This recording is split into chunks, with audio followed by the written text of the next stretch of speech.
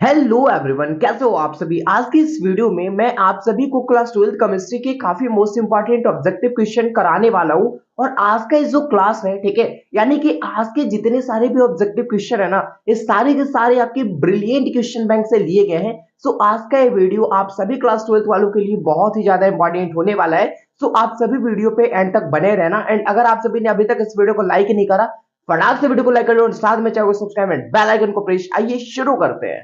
दोस्तों, आप सभी के सामने जो पहला नंबर क्वेश्चन है कि निम्नलिखित में कौन सा संयोजक ठोस है। ठीक है, सहसंयोजक ठोस वही होगा जिनके कण आपस में सहसंयोजक बंधन के द्वारा जुड़े हुए होंगे। ठीक है, वही आपका सहसंयोजक ठोस कहलाता है। तो जैसा आपके सामने लाइक ऑप्शन है कि लोहा, हीरा, सोडियम क्लोराइड, तांबा। ठीक है, तो इसका जो सही आंसर होगा वो होगा भैया आपका हीरा। ठीक है, क्योंकि हीरा जो होता है ना, वो आपका सहसंयोजक ठोस होता है। और सहसंयोजक ठोस को एक और नाम से जानते हैं जो कि है आपका नेटवर्क ठोस। ठीक है, क्या है जी? नेटवर्क ठोस। आ जाओ, सेकंड नंबर क्वेश्चन है आप सभी के सामने कि क्रिस्टल तंत्र की कुल संख्या होती है। ठीक है, क्रिस्टल तंत्र की कुल कितनी संख्या होती है? तो वो होती है 7। तो ए वाला ऑप्शन आप सभी के सामने 100% करेक्ट हो जाएगा। नेक्स्ट क्वेश्चन है भैया थर्ड नंबर कि निम्नलिखित में कौन अर्ध पारगम्य झिल्ली से निकल पाते हैं। अर्ध पारगम्य झिल्ली से कौन निकल पाते हैं? तो केवल सॉल्वेंट के पार्टिकल्स निकल पाते हैं, यानी कि केवल और केवल विलायक के अणु। तो ए वाला ऑप्शन आप सभी के सामने 100% करेक्ट हो जाएगा। नेक्स्ट क्वेश्चन है भैया आप सभी के सामने 4 नंबर की निम्नलिखित में कौन विलयन में विद्युत का संचालन करते हैं। ठीक है, यानी कि विलयन में विद्युत का संचालन कौन करते हैं? तो विद्युत अपघट्य करते हैं, यानी कि इलेक्ट्रोलाइट्स करते हैं। ठीक है, इनकी जलीय अवस्था ले लो आप, ठीक है, या फिर मोल्टेन अवस्था ले लो, इस दोनों अवस्था में धारा का वो प्रवाह करते हैं। ठीक है, तो यहाँ पे हो जाएगा इलेक्ट्रोलाइट यानी कि विद्युत अपघट्य। नेक्स्ट क्वेश्चन है 5 नंबर की निम्नलिखित किसी रासायनिक अभिक्रिया का जो वेग स्थिरांक होता है वो निम्नलिखित में किस पर निर्भर करता है। ठीक है, किसी भी रासायनिक अभिक्रिया का जो आपका वेग स्थिरांक होता है वो किस पे निर्भर करता है? ताप पे, मात्रा पे, भार पे या फिर समय पे? इसका जो सही जवाब हो जाएगा वो हो जाएगा ताप पे, यानी कि टेम्परेचर पे डिपेंड करता है। तो ए वाला ऑप्शन आप सभी के सामने बिल्कुल ही सही हो जाएगा। नेक्स्ट क्वेश्चन है भैया 6 नंबर की रवादार ठोस कौन सा है। ठीक है, रवादार ठोस कौन सा है? आप सभी के सामने ऑप्शन है हीरा, कांच, रबर, इनमें से कोई नहीं। तो इसका जो सही जवाब हो जाएगा भैया वो हो जाएगा हीरा। ठीक है, हीरा। तो ए वाला ऑप्शन आप सभी के सामने सही हो जाएगा। नेक्स्ट क्वेश्चन, घनाकार क्रिस्टल में ब्रेवस जालकों की संख्या कितनी होती है? यानी कि जो आपका घनाकार क्रिस्टल होता है उसमें ब्रेवस जालकों की संख्या की बात कर रहा है, तो जो कि आपका 3 होता है। सो ए वाला ऑप्शन आप सभी के सामने 100% करेक्ट हो जाएगा। नेक्स्ट क्वेश्चन है 8 नंबर कि निम्नलिखित में किस प्रकार के दोष के कारण क्रिस्टल के घनत्व में कमी आती है। तो जहां अगर बात करें क्रिस्टल में घनत्व, तो क्रिस्टल के घनत्व में कमी तभी आती है जब आपका उस जालक में हो भैया शॉर्टकी दोष। ठीक है, तो बी वाला ऑप्शन आप सभी के सामने सही हो जाएगा। नेक्स्ट क्वेश्चन है कौन ताप द्वारा प्रभावित नहीं होता है? आई मीन कहने का मतलब आपके सामने ऑप्शन 4 है। ठीक है, इनमें से ऐसा कौन सा है जिसपे भैया ताप का कोई इफेक्ट नहीं पड़ेगा? ठीक है, ताप तुम बढ़ाओ घटाओ, इसको कोई फर्क नहीं पड़ने वाला। तो वो है भैया आपका मोल लता। ठीक है, तो ए वाला ऑप्शन आप सभी के सामने बिल्कुल ही करेक्ट हो जाएगा। नेक्स्ट क्वेश्चन है 10 नंबर कि आदर्श विलयन का निम्न में कौन गुण है। ठीक है, आदर्श विलयन का निम्नलिखित में कौन गुण है? तो सिंपल सा एक रॉल्स नियम है। ठीक है, सिंपल सा एक रॉल्स नियम है। इसके ऊपर मैंने बहुत सारे वीडियो बना रखी है। ठीक है, जाओ 2 से 3 मिनट में डेडिकेटेड वीडियो है, आप सही तरीके से समझ जाओगे कि रॉल्स का नियम क्या होता है। अब रॉल्स के नियम के आधार पे सॉल्यूशन को यानी कि विलयन को 2 पार्टों में डिवाइड किया गया, जिसमें आपका पहला आता है आदर्श विलयन आइडियल सॉल्यूशन और दूसरा आपका अनादर्श विलयन नॉन आइडियल सॉल्यूशन। राइट, तो जो भैया आपका आदर्श विलयन होता है, तो आदर्श विलयन वही कहलाएगा जो रॉल्ट के नियम को पालन करेगा। ठीक है, और अनादर्श विलयन वो कहलाएगा जो रॉल्ट के नियम का पालन नहीं करेगा। ठीक है, तो यहाँ पे आपके सामने क्वेश्चन क्या है कि आदर्श विलयन का निम्नलिखित में कौन सा गुण है? तो अभी मैंने बताया आदर्श विलयन आइडियल सॉल्यूशन जो रॉल्ट के नियम का पालन करेगा। तो यह राउल्ट के नियम का पालन करता है, तो ए वाला ऑप्शन आप सभी के सामने 100% करेक्ट हो जाएगा। और आदर्श अनादर्श यानी कि आइडियल नॉन आइडियल के ऊपर मैंने मतलब एक अच्छी तरीके से डिफरेंस, ठीक है, दोनों में अंतर क्या है उसके ऊपर भी मैंने एक डेडिकेटेड वीडियो बना रखा है, जाके आप देख सकते हो। हाँ जाओ जी 11 नंबर कि निम्नलिखित में कौन अनुसंख्य गुणधर्म है? अनुसंख्य गुणधर्म को इंग्लिश में हम लोग कॉलिगेटिव प्रॉपर्टीज कहते हैं। और जो आपका सॉल्यूशन का कॉलिगेटिव प्रॉपर्टीज होता है, यानी कि विलयन का जो आपका अनुसंख्य गुणधर्म होता है, ये विलयन में उपस्थित विलय के कणों की संख्या पर निर्भर करता है। ठीक है, तो अनुषंगी गुणधर्म की बात कर रहे हैं, तो ये आपके 4 प्रकार के होते हैं, जिसमें से पहला है आपका वाष्प दाब का अवनमन, दूसरा है क्वथनांक का उन्नयन, तीसरा होता है आपका हिमांक का अवनमन और चौथा होता है परासरणी दाब। ठीक है, तो ये आप याद कर लेना, 4 आपके कॉलिगेटिव प्रॉपर्टी, 4 आपके अनुषंगी गुणधर्म होते हैं विलयन के। आ जाओ जी। तो निम्नलिखित में कौन अनुषंख्य गुणधर्म है? ठीक है, श्यानता कोई अनुषंख्य गुणधर्म नहीं है विलयन का, पृष्ठ तनाव भी नहीं है, अपवर्तनांक भी नहीं है, परासर निदाब है आपका अनुषंख्य गुणधर्म विलयन का। तो डी वाला ऑप्शन आप सभी के सामने 100% करेक्ट हो जाएगा। नेक्स्ट क्वेश्चन है 12 नंबर की, निम्नलिखित विलयन की अनुषंख्य गुणधर्म का उदाहरण है। सेम वही क्वेश्चन, ठीक है, सेम वही क्वेश्चन है। तो यहाँ पे हो जाएगा आपका क्वथनांक का उन्नयन। तो सी वाला ऑप्शन आप सभी के सामने बिल्कुल ही करेक्ट हो जाने वाला है। नेक्स्ट क्वेश्चन है भैया 13 नंबर की, एक फैराडे विद्युत धारा प्रवाहित करने पे, ठीक है, एक फैराडे विद्युत धारा प्रवाहित करने पे जो मात्रा जिसके इक्वल होती है वो आपका विद्युत रासायनिक तुल्यांक होता है। तो सी वाला ऑप्शन आप सभी के सामने 100% सही हो जाएगा जी। नेक्स्ट क्वेश्चन है भैया आप सभी के सामने 14 नंबर की, द्रवित सोडियम क्लोराइड की विद्युत अपघटन से कैथोड पर मुक्त होता है। ठीक है, एक चीज याद रखना, बहुत सारे बच्चे यहाँ पे कंफ्यूज हो जाते हैं कि यहाँ पे दो तरीके की चीजें रहती है, पहला द्रवित और कहीं कहीं आपका दे देगा भैया जलीय। तो द्रवित और जलीय में आपको कंफ्यूज नहीं होना है। द्रवित मतलब मोल्टेन अवस्था, पिघला हुआ अवस्था, ठीक है, और जलीय, जलीय कहने का मतलब जो जल में घुला हुआ हो। और यहाँ पे हम लोग H2O यानी कि जल की मात्रा भी ऐड कर देंगे हम लोग, ठीक है, जल का जो भी हमारा होता है वो फॉर्मूला वो भी ऐड कर देंगे हम लोग, ठीक है। बाकी यहाँ पे बात कर रहे हैं द्रवित, द्रवित यानी कि मोल्टेन अवस्था, पिघला हुआ अवस्था, यहाँ पे जल नहीं है भैया आपका, ठीक है। तो यहाँ पे हम लोग जल को इंक्लूड नहीं करेंगे, केवल हम लोग लेंगे NaCl, ठीक है, यानी कि प्लस और माइनस। अब पूछ रहा है कि कैथोड पर कौन मुक्त होगा। अब भैया एनोड आपका होता है प्लस, ठीक है, विद्युत अपघटनी सेल में आपका एनोड प्लस होता है और वही विद्युत रासायनिक सेल में आपका एनोड माइनस होता है, ठीक है। तो एनोड आपका प्लस है यहाँ पे, ठीक है, कैथोड आपका माइनस है। तो कैथोड माइनस है तो इस पे जाएगा भैया प्लस वाला, यानी कि जाएगा, जाना कौन चाहेगा, सोडियम, ठीक है। तो इसका सही जवाब हो जाएगा आपके सामने सोडियम, ए वाला ऑप्शन।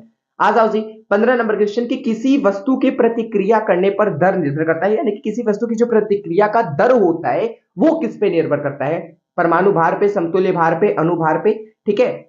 एक सेकंड, सॉरी, ठीक है, सॉरी जी, मैं क्षमा चाहूंगा आप सभी से, ठीक है। डी वाला ऑप्शन सक्रिय भार। तो मैं चाहूंगा कि इसका जवाब आप कमेंट बॉक्स में हमें बताओ, ठीक है, क्योंकि मैं तो बता ही रहा, साथ में आप भी बताते चलो, आपको भी मजा आने वाला है, ठीक है। और एक चीज मैं और बोल रहा हूँ कि अगर आपको कभी भी एजुकेशन रिलेटेड कभी भी कोई डाउट होती है 9 to 12, आप हमें डायरेक्ट व्हाट्सअप कर सकते हो, व्हाट्सअप नंबर डिस्क्रिप्शन में या फिर मेरे अबाउट में मिल जाएगा, आप वहां से जाके हमें डायरेक्ट व्हाट्सअप पे कॉन्टेक्ट कर सकते हो। कोई भी दिक्कत चाहिए, सॉरी, कोई भी दिक्कत हो, कोई भी हेल्प चाहिए, मैं आपके कर दूंगा। ऑलराइट, आ जाओ जी। नेक्स्ट क्वेश्चन है आप सभी के सामने 16 नंबर की, किस कोटि की, ठीक है, किस कोटि की अभिक्रिया के लिए वेग तथा वेग स्थिरांक का इकाई समान होता है। तो वो आपका होता है ऑर्डर ऑफ रिएक्शन, यानी कि जीरो ऑर्डर ऑफ रिएक्शन, यानी कि शून्य कोटि के लिए। तो ए वाला ऑप्शन आप सभी के सामने सही हो जाएगा। याद रखना, शून्य कोटि की जो अभिक्रिया होती है यानी कि जीरो ऑर्डर ऑफ रिएक्शन, ठीक है, इसके लिए तुम्हारा वेग तथा वेग स्थिरांक का इकाई जो होता है वो क्या होता है, इक्वल होता है, समान होता है, ठीक है। आ जाओ जी 17 नंबर है कि रासायनिक अधिशोषण में कितने परतें होती है, ठीक है। रासायनिक अधिशोषण, अधिशोषण, अवशोषण आपको पृष्ठ रसायन चैप्टर नंबर 5, फिजिकल केमिस्ट्री का चैप्टर नंबर 5 में आपको पढ़ना है, सरफेस केमिस्ट्री में, ठीक है, यानी कि पृष्ठ रसायन में। तो रासायनिक अधिशोषण में कितने परतें होती है, एक परतें होती है। तो ये वाला ऑप्शन आप सबके सामने सही हो जाएगा, बिल्कुल सही होगा। रासायनिक अधिशोषण अभिक्रिया है, जो आपका रासायनिक अधिशोषण अभिक्रिया है वो आपका अनुत्क्रमणीय है, ठीक है। अगर वही कहता रासायनिक अधिशोषण की जगह भौतिक अधिशोषण, भौतिक अधिशोषण जो कि आपका एक उत्क्रमणीय अभिक्रिया है। 19 नंबर क्वेश्चन कि दूध निम्नलिखित में किसका उदाहरण है। जो आपका दूध होता है वो निम्नलिखित में किस चीज का उदाहरण होता है, पायस, निलंबन, विलयन, इनमें से कोई नहीं। तो जो आपका दूध होता है ना भैया वो होता है पायस का उदाहरण। और पायस क्या होता है, जिसका परिक्षेपण माध्यम और परिक्षिप्त प्रावस्था दोनों अगर द्रव हो, दोनों अगर लिक्विड हो, उसे हम लोग पायस कहते हैं। और पायस का एग्जाम्पल आपका एक बहुत ही अच्छा एग्जाम्पल आपका दूध है। नेक्स्ट क्वेश्चन आप सभी के सामने 20 नंबर कि निम्नलिखित में किसमें टिंडल प्रभाव नहीं पाया जाएगा, ठीक है। निम्नलिखित में किसमें टिंडल प्रभाव नहीं पाया जाता है। तो चीनी के घोल में आपका टिंडल प्रभाव नहीं पाया जाता है। तो ई वाला ऑप्शन आप सभी के सामने 100 नहीं 110% सही होगा आपका। आ जाओ जी 21 नंबर क्वेश्चन की, भौतिक अधिशोषण में लगभग ऊष्मा उत्सर्जित होती है, यानी कि जो आपका भौतिक अधिशोषण होता है इसमें कितनी ऊर्जा उत्सर्जित होती है। तो 20 से 40 किलो जूल प्रति मोल, याद रखना, ये वाला ऑप्शन आप सभी के सामने सही हो जाएगा। नेक्स्ट क्वेश्चन है 22 नंबर कि किसी भी अभिक्रिया में जो आपका उत्प्रेरक होता है, किसी भी रिएक्शन में जो आपका कैटालिस्ट होता है उसका काम क्या होता है। तो वो भैया अभिक्रिया को, वेगों को बढ़ाएगा, ठीक है, अभिक्रिया के वेगों को इंक्रीज करेगा या फिर डिक्रीज करेगा, बढ़ाएगा या फिर घटाएगा, कुछ भी कर सकता है। बढ़ाएगा, ठीक है, अभिक्रिया के वेग को बढ़ाएगा तो भैया आपका कम टाइम में ही रिएक्शन कंप्लीट हो जाएगा। ध्यान से समझने वाली चीज है कि अगर अभिक्रिया के वेग को ही बढ़ा देता है, स्पीड कर देता है, स्पीड को अगर ये बढ़ा देता है तो जो आपका रिएक्शन है वो ज्यादा टाइम में होने वाला था वो कम टाइम में ही हो जाएगा। लेकिन अगर वही वेग को कम कर देता है, स्पीड को कम कर देता है ना, तो जो आपका रिएक्शन होने वाला था वो ज्यादा टाइम लेगा, ज्यादा समय लगेगा। ठीक है, समझ रहे हो ना चीजें। 23 नंबर क्वेश्चन की ओर, कि किसी रासायनिक अभिक्रिया की जो दर होती है ना, किसी भी रासायनिक अभिक्रिया की जो दर होती है, अभी चीज मैंने आपको बताया, ये समय के साथ बढ़ भी सकती है, घट भी सकती है। डिपेंड करेगा आपका जो रिएक्शन हो रहा है, जो अभिक्रिया हो रहा है, उसके स्पीड पे, उसके वेग पे। ठीक है। नेक्स्ट क्वेश्चन 24 नंबर की, गैल्वेनिक सेल में एनोड होता है। एक चीज मैं आपको कंफर्म करना चाहूंगा, एक चीज मैं आपको क्लियर करना चाहूंगा, वो चीज ये है कि गैल्वेनिक सेल को हम लोग विद्युत रासायनिक सेल भी कहते हैं, विद्युत रासायनिक सेल भी कहते हैं, यानी कि इलेक्ट्रोकेमिकल सेल। ठीक है, विद्युत रासायनिक सेल भी कहते हैं। तो गैल्वेनिक सेल में जो आपका एनोड होता है वो आपका ऋणात्मक होता है, यानी कि नेगेटिव चार्ज होता है इस पे। तो ए वाला ऑप्शन सही हो जाएगा आप सभी के सामने।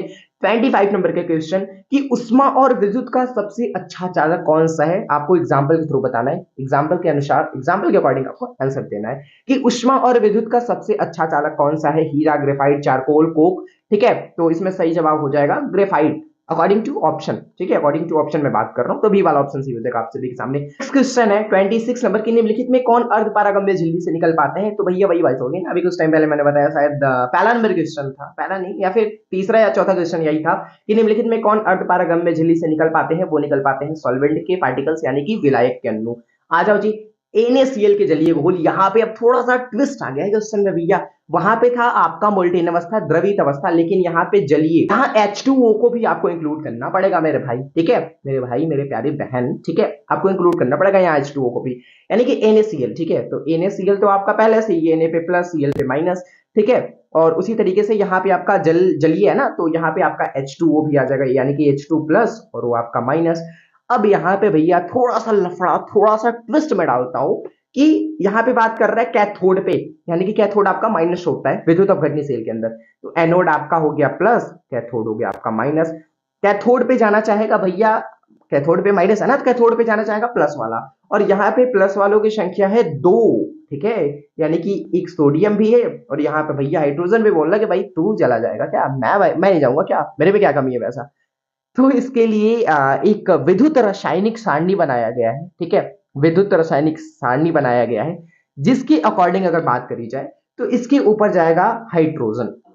ठीक है, कैथोड पे कौन मुक्त होगा, कैथोड पे आपका हाइड्रोजन मुक्त होगा। ठीक है, विद्युत रासायनिक सारणी, ये तो भैया थ्योरेटिकल चीज है। ठीक है, विद प्रैक्टिकल की अगर बात करी जाए तो वैसा कुछ है नहीं। ठीक है, कि जिसे मैं प्रूफ यहाँ पे कर सकता हूँ, एक नॉर्मल जस्ट सारणी बना दिया गया, उस सारणी के अकॉर्डिंग ही मैं बात कर रहा हूँ। ठीक है, तो यहाँ पे हाइड्रोजन मुक्त होगा, तो डी वाला ऑप्शन आप सभी के सामने 100% करेक्ट हो जाएगा जी। ठीक है, नेक्स्ट क्वेश्चन 28 नंबर कि निम्नलिखित में कौन विलयन में विद्युत का संचालन करते हैं। इलेक्ट्रोलाइट में बार बार बता दिया, विद्युत अपघट्य।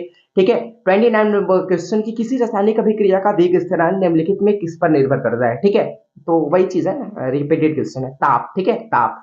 धातु के ऑक्साइड को कार्बन या कार्बन मोनोऑक्साइड के द्वारा धातु में अवकृत करने की जो क्रिया है वो क्या कहलाती है। ठीक है, ये थोड़ा अच्छा क्वेश्चन है कि धातु के ऑक्साइड, ठीक है, धातु के ऑक्साइड को कार्बन या कार्बन मोनोऑक्साइड के द्वारा धातु में अवकृत करने की जो क्रिया है वो आपका प्रगलन कहलाता है। ठीक है, प्रगलन कहलाता है। तो ये वाला ऑप्शन आप सभी के सामने बिल्कुल ही करेक्ट हो जाएगा। नेक्स्ट क्वेश्चन 31 नंबर यानी कि 31 नंबर क्वेश्चन के निम्नलिखित में किस धातु के निष्कर्षण के लिए साइनाइड विधि का उपयोग होता है। ये यूज किया जाता है एजी, एजी कहने का मतलब सिल्वर। ठीक है, चांदी के लिए, तो बी वाला ऑप्शन सही हो जाएगा आप सभी के सामने। 32 नंबर क्वेश्चन कि निम्नलिखित में कौन रेडियो एक्टिव उत्कृष्ट गैस है। ठीक है, रेडियो एक्टिव उत्कृष्ट गैस, तो इसका जवाब आपको कमेंट करके बताना है। ठीक है, आ जाओ जी। नेक्स्ट क्वेश्चन 33 नंबर के समन्वय यौगिकों के लिए सबसे पहला जो महत्वपूर्ण सिद्धांत दिया था वो किसने दिया था भैया, वो दिया था वर्नर ने, यानी कि सी वाला ऑप्शन आप सभी के सामने 100% सही हो जाएगा। नेक्स्ट क्वेश्चन 34 नंबर कि निम्नलिखित में कौन डाइसैकेराइड, ठीक है, निम्नलिखित में ऐसा कौन सा डाइसैकेराइड है जो कि आपका दूध में पाया जाता है, दूध में उपस्थित रहता है, कौन, सुक्रोज, लैक्टोज, माल्टोज, इनमें से कोई नहीं। तो इसका जो सही जवाब हो जाएगा आप सभी के सामने वो हो जाएगा लैक्टोज, यानी कि बी वाला ऑप्शन सही हो जाएगा, बिल्कुल राइट। नेक्स्ट क्वेश्चन 35 नंबर कि लोहे का मुख्य ऑक्साइड अयस्क क्या है। ठीक है, ऑक्साइड अयस्क कह ले या फिर ऐसे ही नॉर्मल कह ले कि लोहे का मुख्य अयस्क क्या है। देखो वैसे एक चीज मैं बताना चाहूंगा, सीरियराइट, हेमेटाइट, मैग्नेटाइट, ये तीनों लोहे के ही अयस्क हैं। ठीक है, बॉक्साइड तो आपका खैर एल्युमिनियम का अयस्क होता है, एल्युमिनियम का प्रमुख अयस्क आपका बॉक्साइड होता है, लेकिन सीडेराइट, हेमेटाइट, मैग्नेटाइट, ये तीनों के तीनों क्या होते हैं भैया, लोहे के ही होते हैं, आयरन के ही होते हैं। लेकिन इनमें से अगर बात कर ली जाए कि इस लोहे का मुख्य अयस्क कौन है, ठीक है, या फिर ऑक्साइड, मुख्य ऑक्साइड अयस्क कौन है, तो वो आपका हो जाता है हेमेटाइट। ठीक है, तो बी वाला ऑप्शन आप सभी के सामने सही हो जाएगा और ये बहुत इंपॉर्टेंट क्वेश्चन है भैया, 3 स्टार लगा लो आप। ठीक है, so thank you so much आप सभी को इस वीडियो को यहाँ तक देखने के लिए, एंड तक देखने के लिए। एंड हमारे इस YouTube चैनल पे भैया, मैं इसे अपने YouTube चैनल नहीं मानता, इसे मैं अपना एक फैमिली मेंबर मानता हूँ। ठीक है, जो हमारी फैमिली मेंबर है वो 500 क्रॉस कर चुकी है, जिसके लिए मुझे नहीं, आपको भी बहुत सारी बधाइयां, बहुत बहुत धन्यवाद, दिल से धन्यवाद। ठीक है, और मैनी मैनी कॉन्ग्रेचुलेशन आप सभी को भी। ठीक है, कि आपने जिस प्लेटफॉर्म से पढ़ना स्टार्ट किया था, वो प्लेटफॉर्म आज 500 स्टूडेंट से भी ज्यादा की एक टीम बिल्ड हो चुकी है। तो इसके लिए बहुत बहुत थैंक यू आप सभी को, एंड मिलते हैं जल्दी नेक्स्ट वीडियो में। तब तक के लिए आप सभी को be positive, keep doing, wish all the best, thank you so much आप सभी को, लव यू बच्चों, जय हिंद, वंदे मातरम, मन लगा के पढ़ाई करो, टेक केयर।